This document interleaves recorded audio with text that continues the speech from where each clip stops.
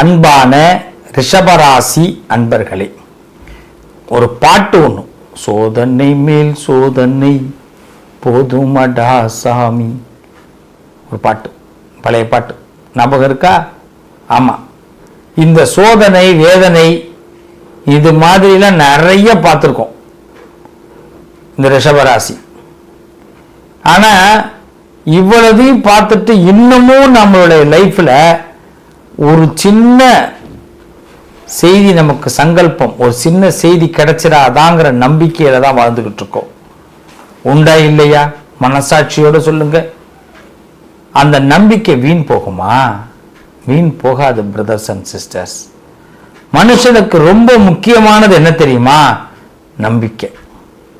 அந்த நம்பிக்கையை முதல்ல நம்ம மேல நாம வைக்கணும். நம்ம மேல நாம முதல்ல நம்பிக்கை வைக்கணும். அப்புறமா குடும்பத்தில் உள்ளவங்க எல்லாம் பார்த்தீங்கன்னா அந்த ரிஷபராசிக்காரவங்களை பார்த்தா உன்னால முடியாது, உனக்கு வராது, உனக்கு கிடைக்காது அப்படின்னு தான் சொல்லுவாங்க. இன்னும் சொல்ல போனா தனி தீவுல வச்சிருக்கிற மாதிரியே வச்சிருப்பாங்க ரிஷபராசிக்காரவங்களை. தங்க வீட்டுல பார்த்திருக்கீங்களா? ரிஷபராசிக்காரவங்களுக்கு இது உணர முடியும். ஒண்ணு உங்களை அவங்க தனித்தீவில் வச்சிருப்பாங்க, இல்லைன்னா நீங்க தனித்தீவில் இருக்கிறத அவங்க நினைச்சுப்பாங்க. அப்ப ரிஷபராசிக்கும் கம்யூனிகேஷனுக்கும் ரொம்ப, அதாவது குடும்ப கம்யூனிகேஷன், பிசினஸ் கம்யூனிகேஷன், அடுத்தது அரசியலா இருக்கட்டும், தொழில் சார்ந்ததா இருக்கட்டும், ஒர்க், ஆபீஸ் ஒர்க்கா இருக்கட்டும், அந்த கம்யூனிகேஷன் கேப் ஆயிடும். ஆனா இந்த ரிஷபம் விழிப்புணர்வோடு இருந்தால் மட்டும்தான் இந்த கம்யூனிகேஷன் கேப்பை சரி செய்ய முடியும். இதை முதல்ல ரிஷபராசி உணர வேண்டும். இன்னைக்கு மனுஷனுக்கு வலி இல்லாத மனுஷனே கிடையாது.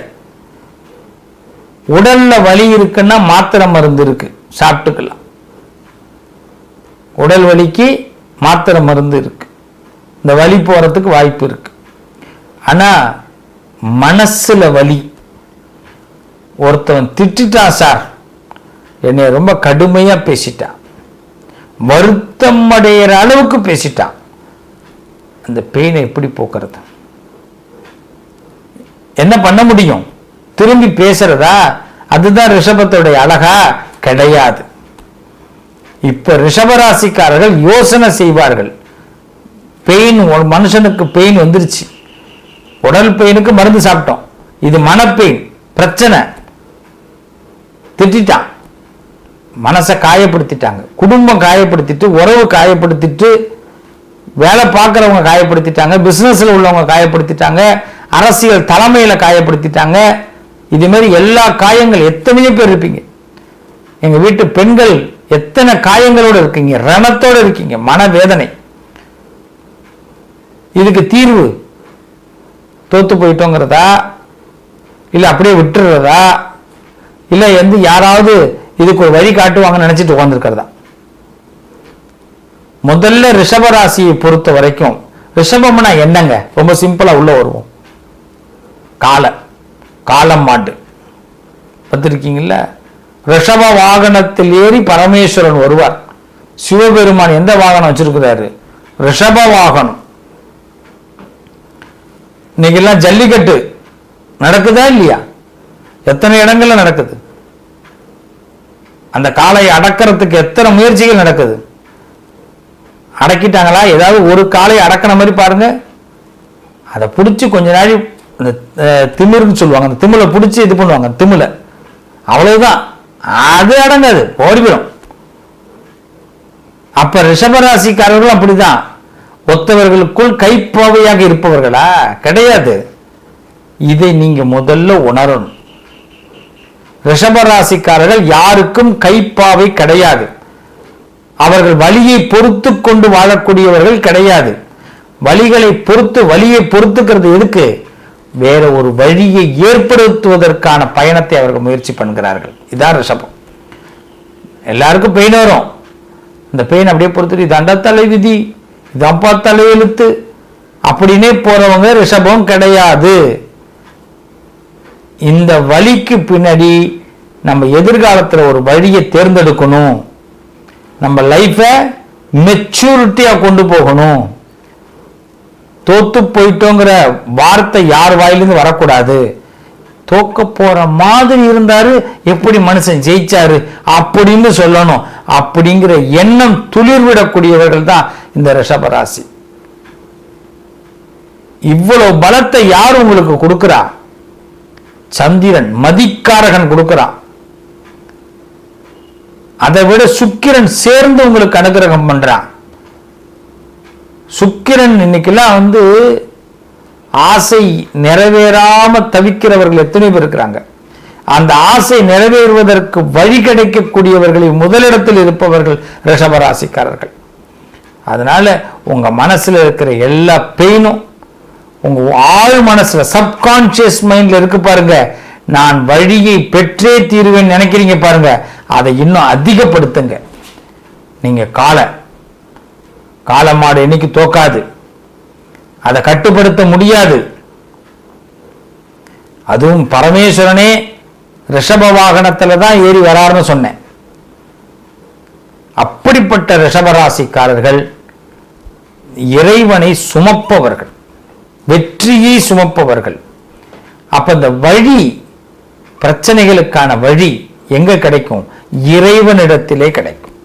அந்த இறைவனிடத்துல எப்படி கிடைக்கும் அப்படின்னா, ரிஷபத்தோடைய பெரிய பிளஸ் என்னன்னா பொறுமை. சாமி என்னாலும் ஆடுங்க, என் ஆட்டம் வர வரைக்கும் நான் வெயிட் பண்றேன் அப்படின்னு ரிஷபராசிக்காரர்கள் இருந்தீங்கன்னா 100% உங்க லைஃப்ல சிறப்பான வழி கிடைக்கும். அது உங்களை மிகப்பெரிய அளவுக்கு உயர்த்தும். இதுதான் உண்மை. இதுக்கு நாம செய்ய வேண்டியது 2 விஷயங்கள். இந்த ரிஷபராசிக்காரர்கள் உங்க வாழ்க்கையில் ஏற்படக்கூடிய பிரச்சனைகளிலிருந்து தீர்வு ஏற்படுவதற்கு அவசியமாக செய்ய வேண்டிய வழிபாட்டு முறைகள்ல ரொம்ப முக்கியமானது சிவ வழிபாடு.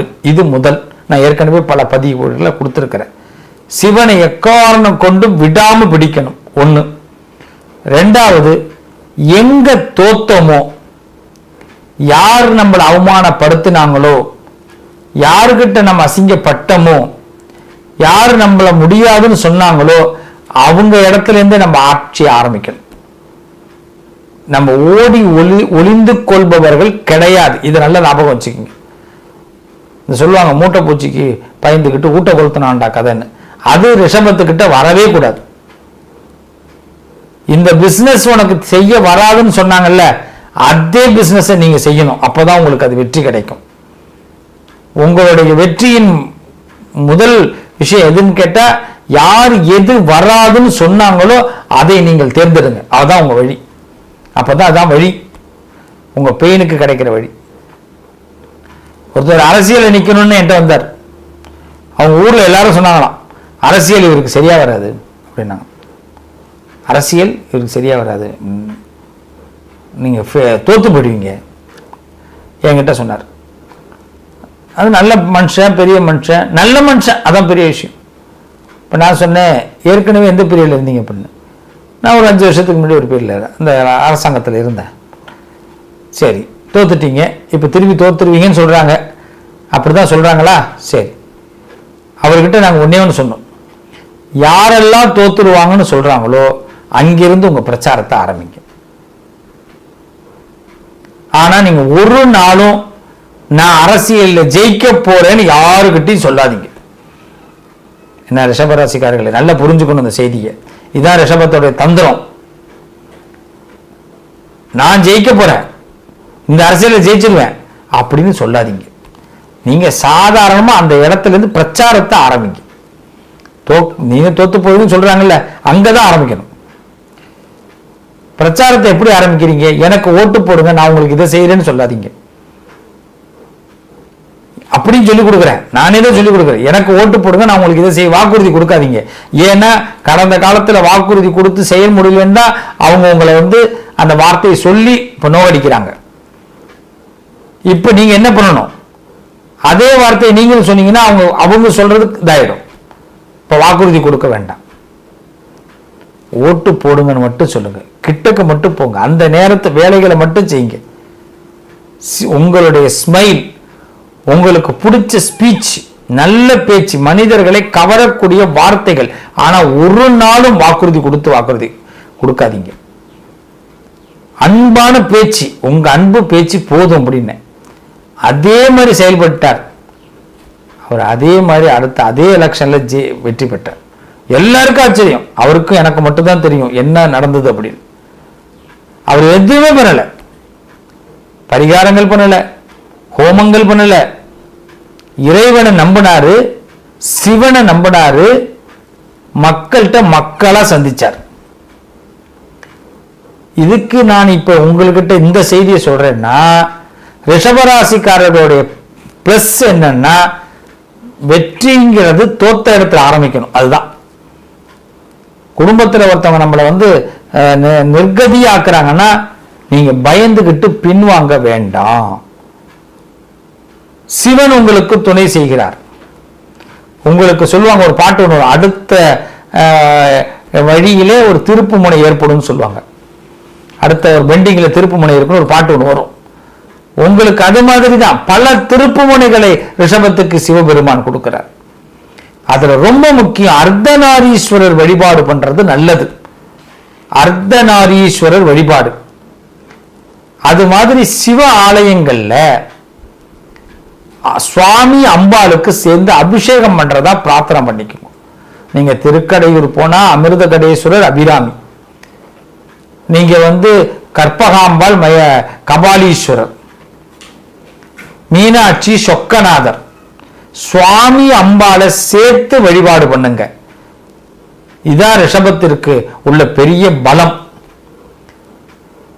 இந்த ரிஷபராசிக்காரர்கள் சுவாமி அம்பாளை சேர்த்து வழிபாடு பண்ணுங்க. ஏதாவது ஒரு பிரார்த்தனை நீங்க நினைச்சுக்குங்க, அந்த பிரார்த்தனை நிறைவேறினா அபிஷேகம் பண்றதுன்னு வேண்டிக்குங்க. கோவில ஒரு 11 முறை சுத்தி அபிஷேக ஆராதனைகள் செய்து சுவாமி கிட்ட நமஸ்காரம் பண்றேன்னு வேண்டிக்குங்க. போதும், வேண்டிக்குங்க, நடத்தி கொடுப்பார். அப்புறமா செஞ்சிருங்க. ரிஷபராசிக்காரர்களே, உங்களுடைய மன உறுதி தோத்த இடத்துல இருந்து ஆரம்பிக்கணும். இவ்வளவுதான் பிளான். உங்களுடைய பெயின் யாருக்கும் வராது. ஏன்னா நீங்க அவமானங்களை சந்திக்கக்கூடியவர்கள். அந்த அவமானத்துல தான் தன்மானத்தை நிறுத்தக்கூடியவர்கள் நீங்க. உங்களை இப்படி இப்படி பேசினான்ல, அவனாவே கையெடுத்து இப்படி கும்பிடுவான், 2 கையால சல்யூட் அடிப்பான். இதான் ரிஷபம். உங்களுடைய வழியை கொடுக்கக்கூடியவர் சிவபெருமான் பராசக்தியோடு சேர்ந்து கொடுக்கிறார். நீங்க அர்த்தநாரீஸ்வரர் வழிபாடு முடிஞ்சதுன்னா அர்த்தநாரீஸ்வரர் கோவிலுக்கு போயிட்டு வாங்க. ரொம்ப உங்க வாழ்க்கையில பெரிய முன்னேற்றம் ஏற்படும். நல்லதே நடக்கும். ரிஷபராசி அன்பர்களே, தெய்வ பலம் என்னைக்கும் உண்டு. உங்க பெயினுக்கு கண்டிப்பாக நல்ல விடை இருக்கிறது. உங்கள் வழி நிச்சயமாக நல்ல வழிகளை கொடுக்கிறது. வாழ்த்துக்கள். நல்லதே நடக்கும். மற்றொரு பதிவில் உங்களை நான் சந்திக்கிறேன். நண்பர்களே, சகோதர சகோதரிகளே, உங்களுக்கு நாங்களும் எங்களுக்கு நீங்களும் என்றும் துணையாக நிற்போம். ஒரே விஷயம், உங்களுடைய வளர்ச்சி எங்களுக்கு ரொம்ப முக்கியம். ஆன்மீகம், ஜோதிடம் சம்பந்தப்பட்ட தகவல்களை நான் அவ்வப்பொழுது உங்களுக்கு தந்து கொண்டே இருக்கிறேன். உங்களுக்காக இப்போ நாங்கள் இன்ஸ்டாகிராமில் ஒரு பேஜ் ஒன்று ஓப்பன் பண்ணியிருக்கிறோம். அதை நீங்கள் ஃபாலோ பண்ணுங்கள். அதே மாதிரி வாட்ஸ்அப் சேனல் ஒன்று ஆரம்பிச்சிருக்கிறோம். இந்த 2 லிங்கையும் உங்களுக்கு நான் கொடுக்குறேன். டிஸ்கிரிப்ஷனில் நீங்கள் பார்க்கலாம். அதை நீங்கள் ஃபாலோ பண்ணுங்கள். நாங்கள் தினசரி உங்களுக்கு அப்டேட் பண்ணிக்கிட்டே இருக்கிறோம். உங்களுடைய லைஃபுக்கு என்ன தேவை, இன்றைக்கி நாளைக்கு அமாவாசையில் என்ன பண்ணணும், பிரதோஷம் என்ன பண்ணணும், உங்களுக்கு எப்படி நாளை நாள் எப்படி கொண்டு போகணும், எந்த கோவிலுக்கு போனால் என்ன லாபம், நம்மளுடைய கடன் தீர என்ன செய்யணும், உங்களுடைய எல்லா சந்தேகங்களுக்கும் நிறைய பதில்களை, எங்களுக்கு தெரிந்த பதில்களை உங்களுக்கு சொல்ல நாங்கள் காத்திருக்கிறோம். அதனால் இன்ஸ்டா பேஜ் நீங்கள் ப்ளஸ் வாட்ஸ்அப் சேனலை ஃபாலோ பண்ணுங்கள். கண்டிப்பாக உங்கள் வாழ்க்கையில் நாங்கள் நிழலாக இருப்போம். நிச்சயமாக நல்லது நடக்கும். வாழ்த்துக்கள்.